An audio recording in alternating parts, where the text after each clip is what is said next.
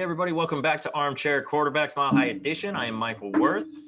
I am Nick Durant. Please make sure you like and subscribe down Right at the there. bottom or in the corner, wherever it is on your screen. I think Sharing it's is on the caring. bottom, but who knows? Who knows? Good stuff. Not too. The funny was like not too much to talk about. We took a couple weeks off, had the holiday break, but like we were talking about earlier, the worst time in sports right now Yep, with absolutely. hockey being over or in the Stanley Cup Finals, NBA Finals, without any Colorado teams. Football has not started yet. Training camps in a couple of weeks, but really just Major League Baseball, and it's the dog days of summer, and it's Yeah. boring. Yep.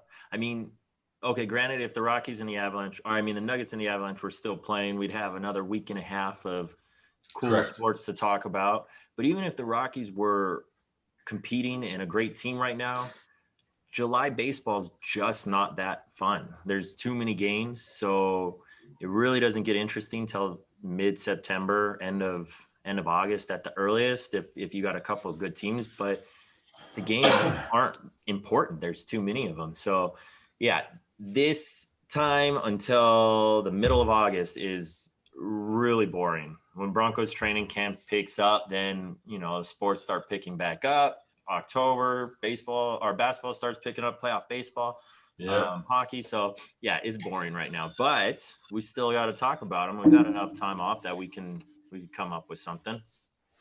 But Good news is, I mean, the most exciting thing right now for Denver sports, Colorado sports, is the All Star game. yeah, absolutely. So Monday the 12th and Tuesday the 13th, the Mile High or the Midsummer Classic comes to the Mile High City. First time since 98? Yeah. Long time. It might have been 97, but either way, it's 20 some odd years. So not a new stadium anymore. One of the, probably bottom half of older ones now with all the new stadiums that have been made. I think the Rockies Stadium is the third oldest National League stadium in the league. Wow. So Behind the Wrigley's Cubs Field and the Dodger Stadium.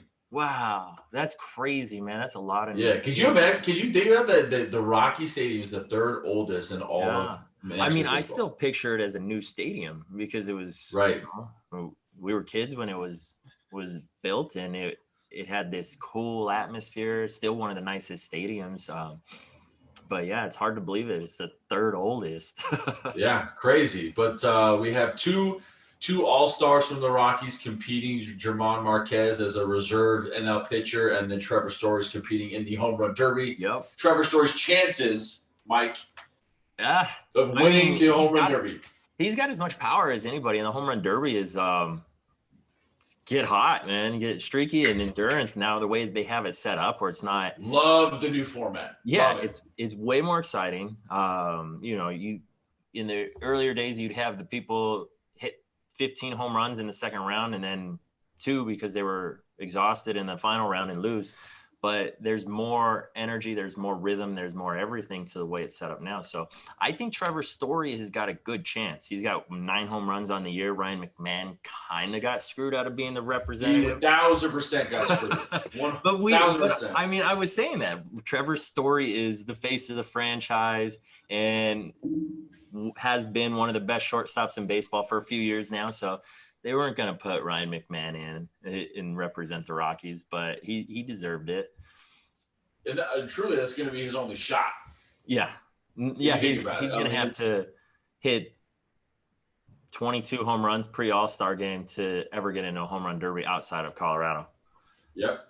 So Trevor, I agree. I think Trevor Story, it's his home ballpark. You have, upwards of 45,000 fans, really cheering him on, especially when he takes his cuts. But I personally like Trevor Story, but I like Shohei Ohtani. Like I just want to see him.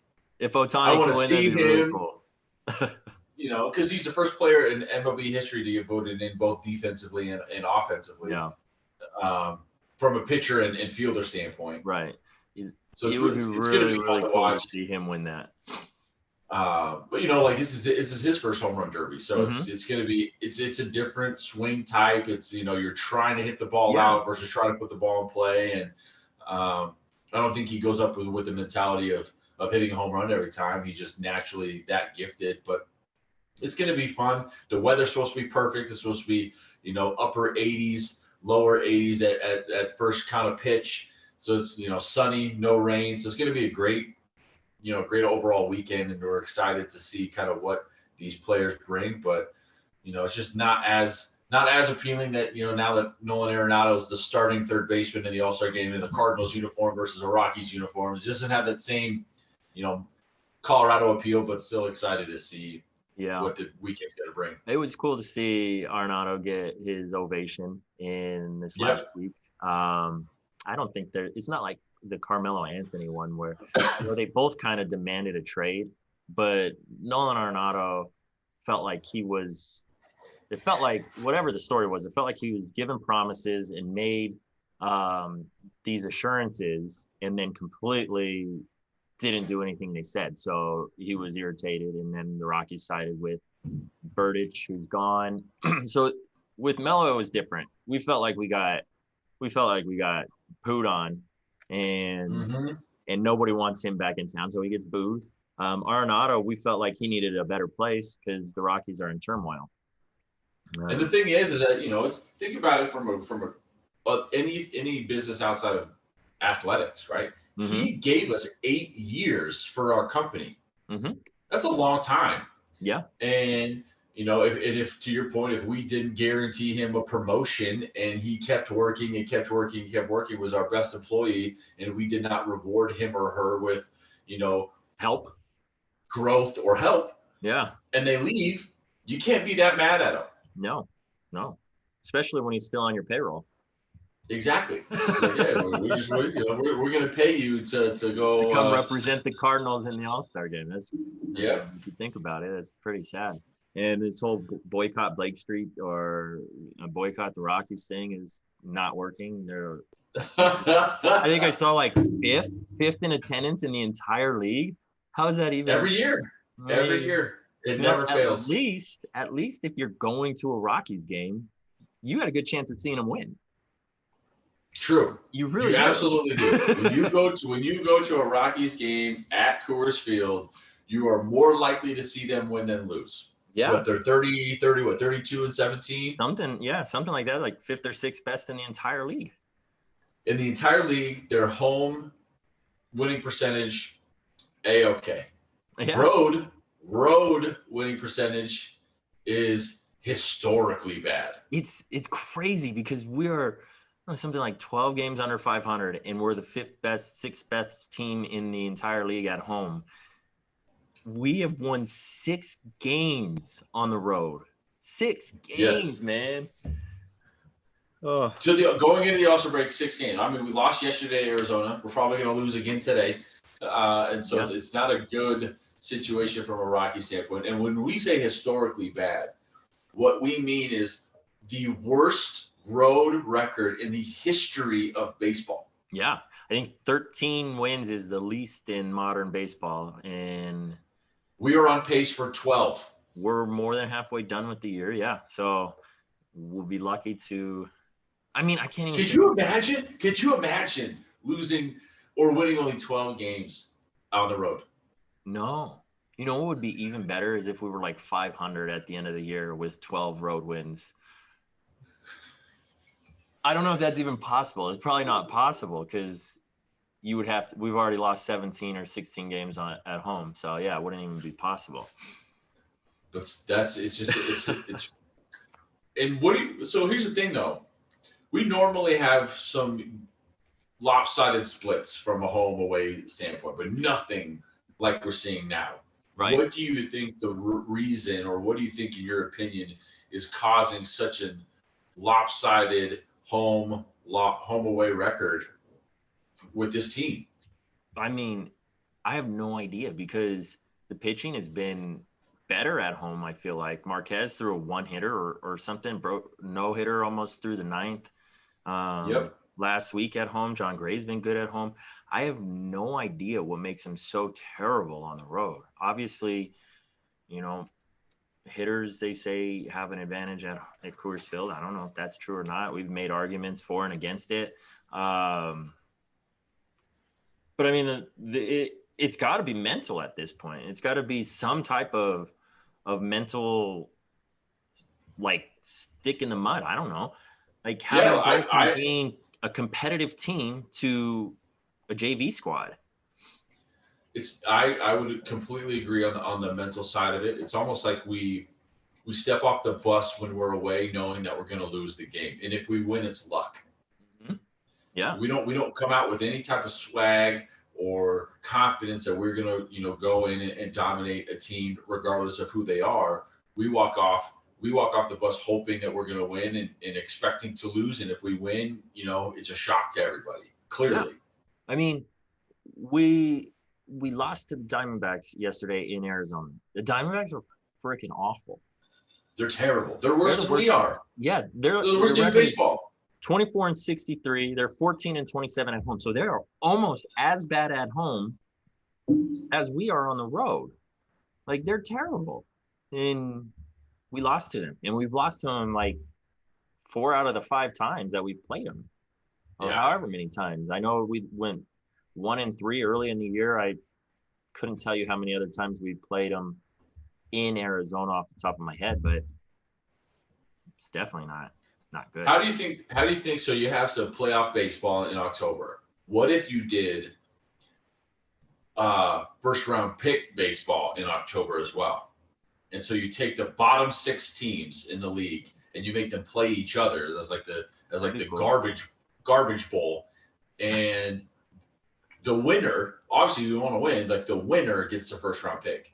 That'd be cool. It would add something to it, because there's not enough incentive for, in any sport, there's not enough incentive for any team to play good if they're in the bottom 10 of the league, because you're costing yourself future resources. So I think any type of tournament or lottery is good for sports, and that would be kind of, I don't know if it'd be fun to watch. It'd be really bad to watch. You're getting the worst teams in baseball trying to beat each other. But they're competitive just at a different level. They would be competitive with each other. Yeah, like yesterday, the game was 4-3. So it was a competitive baseball game against terrible teams. So probably wouldn't get the greatest reviews. You probably wouldn't even have to air it on TV. But at least it would make it to some type of incentive to win. There is, I do think there's an equilibrium of, hey, we have a shot to make the playoffs and go in and win a championship, or we have no shot, so the effort level might not be as high. Yeah. In what sport do you think, from a baseball standpoint, is it like, hey, in the middle of August, the end of August, the beginning of September, if you know that you're on the cusp, you obviously get to push forward. But at what point do you say, hey, we pack it in? Honestly, I think as a baseball player with so many games, it probably happens sometime at the end of June. If you're 15 games out of first place or 10 games under 500 by the middle of June with only playing 2.5 months of baseball or 3 months of baseball, probably hard to get mentally ready. So I don't know. I do want to point out, Bo Bichette, Dante Bichette's son, made the All-Star game. And that's kind of cool. We did have 3 chances to draft him in 2016 out of high school. So that's not very cool.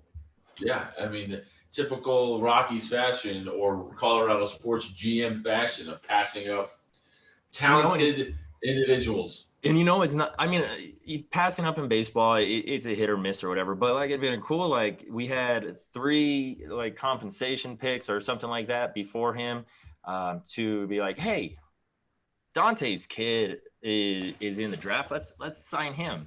But instead we drafted Riley Pint. Let's see. We drafted Robert Tyler, and we drafted Ben Bowden. Don't know. I mean, I know the name Riley Pint because he was supposed to be our ace at this point in the. Did he just retire? I think he retired. If he didn't retire, I don't think he ever made it out of high A ball. There was one. Who was our first round pick that just retired? Was it Tyler Mastek? No, he came Yeah, back. no. It was someone who actually never made it to the pros.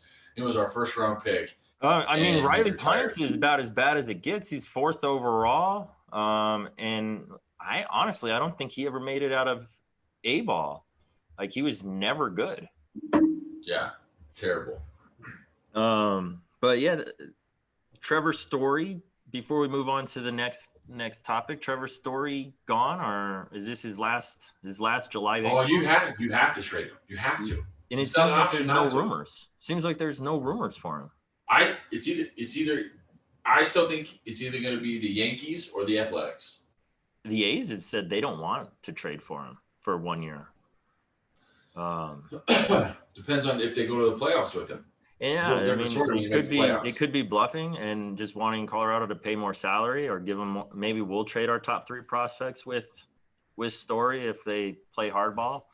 But because here's the thing: if you don't trade him, you'll get absolutely nothing for him because he becomes an unrestricted free agent after this season. Yeah, and Marquez is as bad as it would be to trade somebody who's 26 years old with a couple years of team-friendly salary. He's got huge trade. Like, he can bring back a haul, and John Gray can bring back something small. There's no reason to keep any of those guys. I think you should send John Gray and Trevor Story to the Yankees. And it's going to be really exciting to see DJ and Trevor back together in the middle of the field. Yeah. I mean, just send them all. Anybody who has even McMahon, if you could get something good for McMahon, because he's 26, 27. So realistically, 4 years away from being competitive, he's not in that. So sell the farm. Sad to see Story go, but I hope he goes. Let's move on to college, man. There was some big news. We don't talk about college all that much, but for the first time, NCAA athletes are able to make some money on their likeness through sponsorships and endorsements. Do you think Reggie Bush should get his Heisman back? Yes. Well, I mean, I'm truly 100% believe that college athletes should be allowed to play. They're not even are allowed to get paid to play, but they're not even allowed to have jobs. So how are you going to put some poor kid into what is a career? I know people get pissed off and say, well, they're getting their education. If anybody's gone to college and has been in a class with a football player or a high-end basketball player, they're not getting an education. They're exhausted because they got 6 a.m. weightlifting. Then they have their 8 a.m. classes to 11 classes. Then they have their film study. And then they go to their afternoon classes. Then they have their practice. And then they go to positional conditioning. And it's like a 12-hour day every single day. You really think they're putting that much time into studying? And they're not, because they have, if you're really good, you get your, test takers that will come take your exams. I mean, same thing happened. University of Nebraska is a huge football. You went to school with Sue, right? Dominican Sue, Levante David, all these guys that were there when I was there, and to sit there and tell me that they went to class and actually participated. I was a TA for a business communications class, and I had probably 5-6 football players. I had the starting quarterback for Nebraska when I was a TA in my class, and was flat out told by the professor that they could get nothing less than a C+, regardless of what the work they put in. They could get higher if they worked at it. They absolutely could, but nothing less than a C+. And told by my professor to put it. And I don't even care. Like, they shouldn't even have to go to school. They're basically athletes who are, if they miss a practice, there's a whole lot more repercussion than if they miss a class. And the schools are making hundreds of millions of dollars off of these guys in 4 years, and they need to make some money, at least like in some form. Now, yeah, I mean, Zach Taylor, the head coach for the Cincinnati Bengals, I went to school with him. Okay, nice. That was a quarterback. Same situation. It's unreal. So now here's my question. The way they have it set up, is it good or bad for college? Current, like the new form or the old way? Endorsements, with players getting endorsements and paid for their whatever through sponsorships and endorsements, getting paid. I think it's going to be bad for the schools because the schools have their sponsor. Mm-hmm. So CU's Nike, Nebraska's Adidas.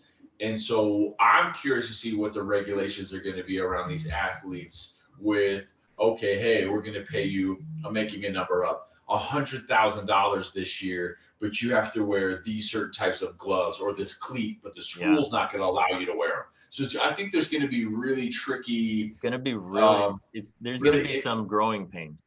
I think it's bad the way it's set up for college football and college basketball parity, because now it was already hard enough for a team like Colorado to come in and get a top 15, top 100 recruit. But now how are you supposed to go in there when you know good and well Alabama is going to get way more sponsorship and TV time? And so you're going to get way more endorsements, maybe 10 times the amount of endorsements by going to a team that's on Saturday night national football or Saturday morning national football games every single week. Every Sunday. Yep, every week. Like Laviska Shenault was one of the best players in college football for his time at CU. He was hurt, so we didn't get to see him a lot. But he would get some big endorsements and some big things. But if Laviska Shenault was playing at Alabama, he would definitely get big time sponsorships. So you're now telling somebody that you might not win as much and you might not compete for a national championship, but you're definitely not going to get a 6-figure endorsement deal. So come play with us instead. So it's going to be bad for parity. I think there should have been some different ways they can work around paying them, because I do believe they need to get paid. But this is going to be bad for college. I'm curious to see too, like what endorsements will look like in the NFL. Yes, there are league standards, but for example, if Tom Brady is Under Armour or Adidas, I'm not sure. He's one of the two. Mm-hmm. He's not Nike. Right. He wears an Adidas glove on his hand, even though the NFL is sponsored by Nike. Right. The jerseys are made by Nike. The cleats, you can wear whatever you want from a cleat standpoint. Right. And so I'm curious to see, like, so for example, in Colorado, like say Frank Azar, the strong arm, wants to endorse an athlete. What does that look like? Does he have Frank Azar on his chest? Like I'm confused as to how any of this is going to make sense. I want to see the first college athlete do the American Furniture Warehouse commercial, petting some tiger with Jake. Yeah. That'll be good, because that'll be where the most for the smaller schools, where the most money comes from, is the local commercials, I bet. But it'll be interesting. I want to see a strong arm sleeve. He needs to do that. He needs to patent that. And that's fine. Frank Azar needs to make a Nike strong arm sleeve. Yeah, and then he needs to have that, just a big arm sleeve that says the strong arm. Endorse the quarterback at CU. Sponsor him and get the strong arm on his throwing arm. That would be awesome. That would be like just a big SA. I think we need to be PR guys for Frank Azar. That's funny. All right, so we could jump to Broncos stuff. There's training camps and stuff like that going on. Not a lot of Aaron Rodgers news. I think Packers are calling his bluff. He didn't opt out of the season. They're both losing leverage. It's like a leverage-less situation. So I don't know. Kind of crazy. So I actually ran into to Tim Patrick the other week. Oh, nice. Yeah, so I'm at the airport. And so I was talking to him, and and we were standing next to each other, and I was just giving him, hey, like, you did really great for me on my fantasy football team. You didn't drop one pass all year. You're the only person outside of Larry Fitzgerald, and he had less targets than you to not drop a pass. So I was like, what was it like playing in a stadium that was Empty. damn near empty. He's just like, I had to take pre-workout before every game, and I never do that ever. But I had to get because it was so boring. The stadium was so boring, and I asked him, hey, how's the defense looking this year? You know, in the he's like, he looked at me, he's just like, here's the thing. Same thing like Philip Grubauer looked at me and said that, hey, we're going to win the Stanley Cup. That didn't work out that well. But the Avalanche were that good, though. They were truly that good. They just made a lot of mistakes towards the end from a turnover standpoint. But I digress. But anyway, so he looked at me and he said, this defense is going to be better from a secondary standpoint than any Broncos secondary in the history of this organization. Yeah. He's like, they are that good. And I asked him, I was like, how's Patrick Surtain? He's like, he doesn't even look like a rookie. He's not built like a rookie. He's not built like he's 19 years old or 22 years old or however old he is. He's like, he is an absolute athletic monster on the field. Yeah. And he's like, this defense is going to be unreal. And then I didn't press him. Obviously, I wanted to. I didn't press him. I said, oh, so who's going to throw you the football? I didn't ask that question. But it truly, like, it to the Aaron Rodgers thing or the Deshaun Watson or somebody, the pieces are all there. And that's the most, I guess, frustrating part for me is that when you have an offensive player talk about how phenomenal the defense is, and it's like going against him every day. Yeah. And the question to me would be, is the defense looking so good because the offense is so bad and they're not playing against a competent offense, or are they that good? I'm leaning towards they're pretty good, but they're probably getting help from the quarterback play on the other side. I will say this, though. I also saw 9 starters from the Broncos defense at the airport. Oh. And I had the opportunity to talk to Patrick Surtain at the airport again, like I did to Patrick. One, the nicest guy, the nicest kid, all of them. So polite, so respectful. You would not think at all that these were professional athletes. But again, he's a big dude. guy. He's like 6 foot 220, and he runs a 4.3 or whatever, 4.4. He like me, I'm not a small person, right? But he is a big dude, and I'm like, oh my God, you're so much bigger in person than I pictured in my head from a DB standpoint. Yeah, I mean, he's one of those players. Like right now, you can see later on in his career being able to transition to safety because he's got an enormous build. His shoulders are gigantic. So he is one of the guys that could transition like Rod Woodson did, Charles Woodson did.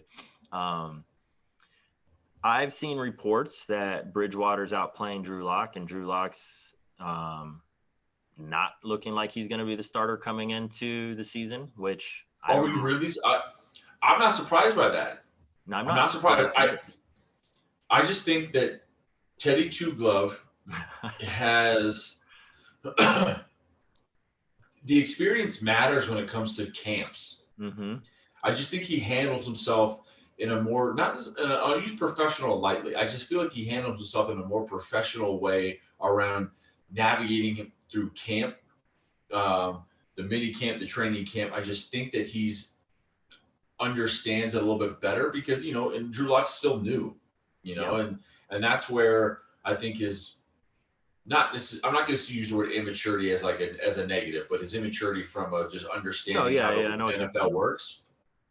I think that's hurting him right now because he's never actually had to compete against anyone like someone like Teddy, even though Teddy's not a phenomenal quarterback. He's not.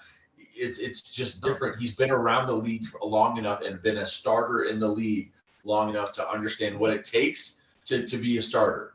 Yeah, and I mean, to a certain point, Teddy Bridgewater, before his 2 knee injuries, looked like he could be a long-time Pro Bowl caliber player in this league. Drew Lock's never looked like that. I don't know if Teddy Bridgewater can be that anymore at this point in his career, but he definitely had a lot more potential coming into the league than Drew Lock has at this point.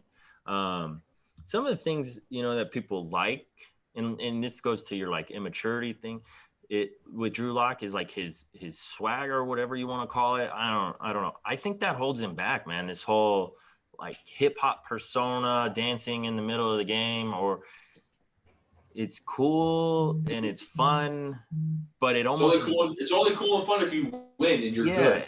And it's like, I don't know, maybe to your point of taking the job seriously, it's not there for him. He's not at an age where he understands that, and he's not laser focused like the Tom Brady's of the world, or laser focused like the Aaron Rodgers.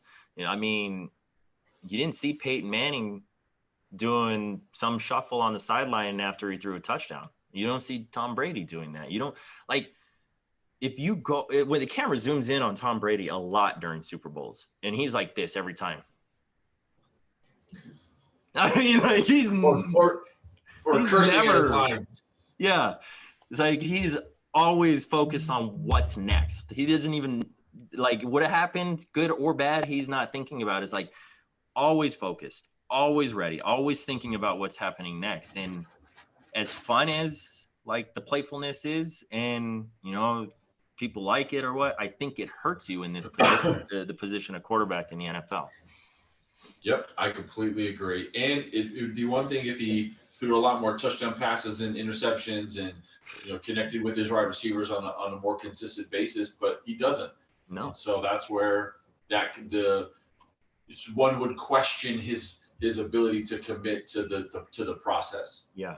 And he misses by such a wide margin on his deep throws. Like, so in high school, you would take your snap and you would throw it to an area in the football field. Like, your receiver's running a post route, you throw it to like a 10-by-10 box, and the receiver's going to adjust for it, and it's going to work out because there's enough separation between the DB and the receiver. In college, Brian Geyer needed that much separation? No, I'm just saying, I didn't throw to 10-by-10 boxes, but this is what coaches teach you. And then when you get to college, you're throwing to a smaller window. But, like, even Tim Tebow can succeed at college level because there's still a lot of separation.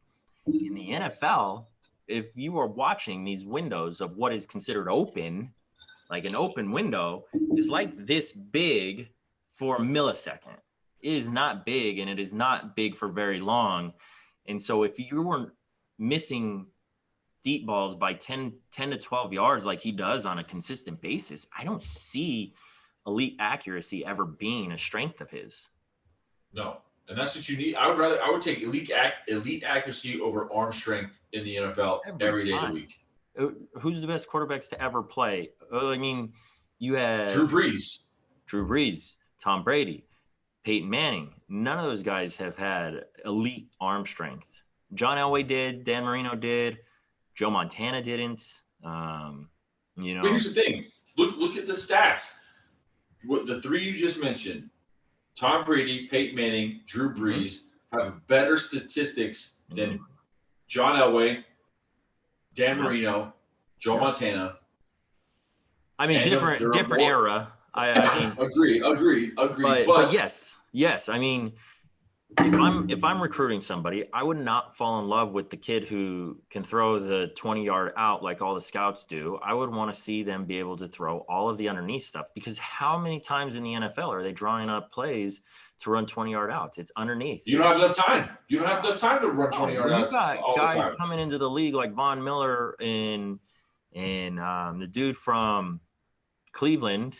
And all these other TJ Watt and Garrett from 6'4", 265 pounds, 275 pounds, and they're running as fast as running backs, as fast as receivers. You don't have time to take a 7-step drop and step up into the pocket. So what does it matter if they could throw a 20-yard out? What does it matter if they could throw all of the passes on the route tree? If they could throw the ball underneath and stretch the field on occasion, as long as it's there, that's better. Right. But whatever. Drew Lock wins it, so be it. If Teddy Bridgewater wins it, so be it. If Aaron Rodgers gets traded, we win the Super Bowl. If Aaron Rodgers is not our quarterback, the first 3 games will be the most telling games of all for the Broncos quarterback situation, because we played 3 terrible teams. They should all be wins. No matter who the quarterback is, they should all 3 be wins. Correct. All right, man. So Nuggets and Avalanche sitting out, watching the Stanley Cup. I'm going on vacation, watching the championship. The NBA championship, man, it sucks because I mean, you're in Phoenix. What is it I'm like? in I mean, Phoenix. I'm what's it bitter like being because these guys in are a getting city where so cocky out here about how they're the greatest, how Devin Booker is the greatest man in the world. He's Kobe Bryant reincarnated, all this stuff. And I like Phoenix. I think they're good. Suns in four, Suns in I, four. that Nuggets fan deserved to get punched. I'm sorry. I'm glad that guy hit him. But I don't like watching Chris Paul play. I think he's a flopping flailer. I like Devin Booker. Did you know we drafted Emmanuel Mudiay? I had to look up and see when Booker was drafted. He drafted like 12th or 13th, and we drafted Mudiay. Like Sounds about right. So yeah, that one sucks a little bit because team with Murray, Booker, and Jokic, and Michael Porter. I don't know if it would have all worked out that way, but that'd be pretty insane. I would rather the Rockies have drafted Mike Trout. Yeah, absolutely. But, I mean, 25 teams passed on Mike Trout. Yeah, I think, exactly. He was a second round pick, wasn't he? So He was a first round pick. Oh, okay. Okay, that makes sense then. But yeah, it's scouting. And I thought Moutier was a good pick at the time, but looking back, obviously it wasn't. But have you ever seen a team make it to the finals without playing one healthy team? It was like LeBron was like 75% and AD missed, I don't know, 2 or 3 games. Jamal Murray missed the entire series and Kawhi Leonard missed the entire series. So, and Giannis is like 80% maybe. Yeah. He's got his knee damage. So if the Bucks win game 2, I think the Bucks are still going to win. Yeah, absolutely. I think the Bucks are a better team. Yeah. And I don't think the Bucks are that good either. I think if we could have made it, even with a depleted roster, we wouldn't. I mean, we obviously got shellacked by Phoenix, but Milwaukee barely even beat Atlanta. Atlanta is not a good team. I mean, Trae Young had a good series, and the East has just got nobody. The East is terrible. So you get past the injured Brooklyn Nets and the Sixers, who Ben Simmons shot like 27% from the free throw line. What a terrible, terrible series he had. I think he missed more free throws in that series, I think, is something like than Steve Nash missed in his entire playoff career. I saw a stat like that in Phoenix. It was something crazy like that. But we as Denver fans have to watch this NBA championship, this NBA finals, because these are 2 small market teams. And yes, we need the ratings to be good so that the NBA stops pushing big market teams. If we in Denver, because I've heard it a lot, say, oh, nobody wants to watch the Bucks and the Suns play. Well, then the NBA says, we got to make sure we figure out ways to keep the LA and New York Knicks teams in the playoffs longer. Yep. And so we need these ratings to be good. It doesn't matter who wins. I don't care who wins. Even if you don't watch it, put it on a TV in your basement. Mm-hmm. Yeah, because it is imperative to the NBA expanding to small markets and giving us national games and giving us recognition to have a good viewing audience. Yeah, good viewing audience for this. So tune in and Suns, whatever. Suns, I don't know. I just don't want to hear the Suns fans. I would rather have the Suns win, but they are getting awfully big-headed. So it's been a while. They have nothing else to cheer about. It's the first championship since 2001. Yeah, I mean, it's been 20 years. Since when? Since what? For what? A championship in Phoenix. Who won in Phoenix? I don't even remember. The Diamondbacks beat the Yankees. Oh, yeah, the Diamondbacks. That's right. I was like, the Cardinals have always been bad. The Suns had a couple good years with Barkley and a couple good years with Nash. And then and they're already crowning Devin Booker as the greatest son of all time. I thought that was really weird. The radio's talking about how he's bigger than Charles Barkley was in the 90s. I mean, people's memories are bad, I guess. But Barkley went to the finals. He won the MVP. Barkley's a stud back in the day. And like this is a different time. Like there was no internet back then. Yeah, and this Phoenix Suns team is not beating Michael Jordan. So let's give No chance. let's give Barkley some credit. I mean, nobody beat Michael Jordan. So, but yeah, Avalanche and Nuggets they need to pick it up next year. Pick up some pieces. I don't know who. We'll see at the end of the year when players opt out and opt in where we're at. But tune in, I guess. Tune in. Till next Good time. stuff. We got till next time. Break. Let's see if we can do something for the home run derby or something. You're going, right? I will be there. Nice. Yeah, maybe we'll try to figure out this live cast to our audience. At least like a live Instagram or something. Yeah, that works. All righty, man. Next time. All right, man. See you.